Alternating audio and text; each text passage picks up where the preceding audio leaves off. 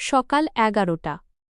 শহরের সবচেয়ে বড় ব্যাংকের বিলাসবহুল পরিবেশে এক অচেনা অতিথির আগমন ঘটল। তিনি চারু মাইতি, এক সাধারণ বৃদ্ধ। তার পরনে সাদা ধুতি আর পুরনো, সেলাই করা পাঞ্জাবি। এক হাতে বাঁশের লাঠি, অন্য হাতে ভাঁজ পড়া এক খাম। ব্যাংকের চকচকে মেঝেতে তার আগমন যেন এক ভিন্ন ছবি তৈরি করল। গ্রাহক আর কর্মীরা অবাক চোখে তাঁর দিকে তাকাতে লাগল, যেন এমন একজন মানুষের এখানে আসা উচিত নয়। চারু মাইতি ধীরে ধীরে কাউন্টারের দিকে এগিয়ে গেলেন।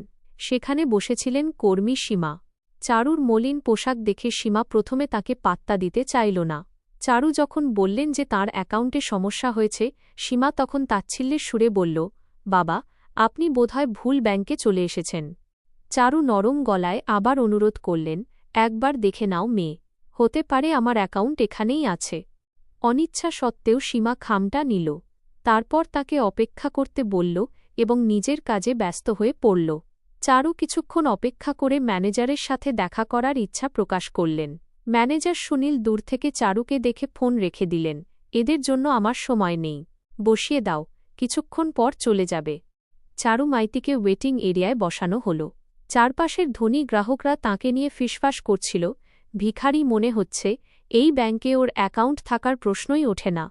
চারু নীরবে সব শুনছিলেন।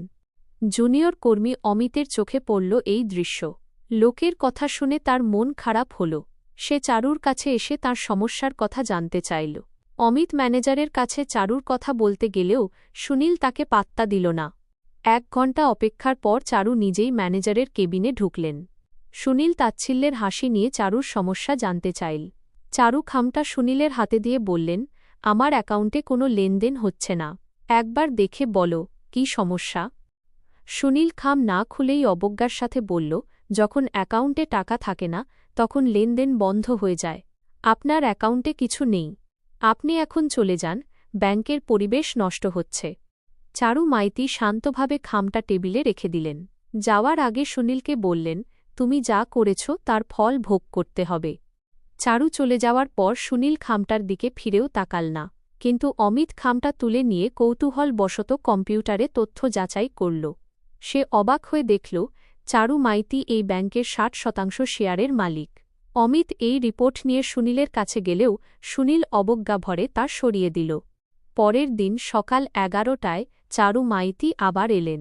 আজ তাঁর সঙ্গে ছিল স্যুট টাই পরা একজন মানুষ।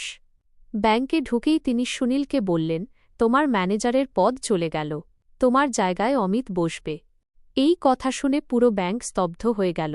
সবাই জানতে পারল যে এই সাধারণ দেখতে মানুষটি আসলে ব্যাংকের একজন অন্যতম মালিক।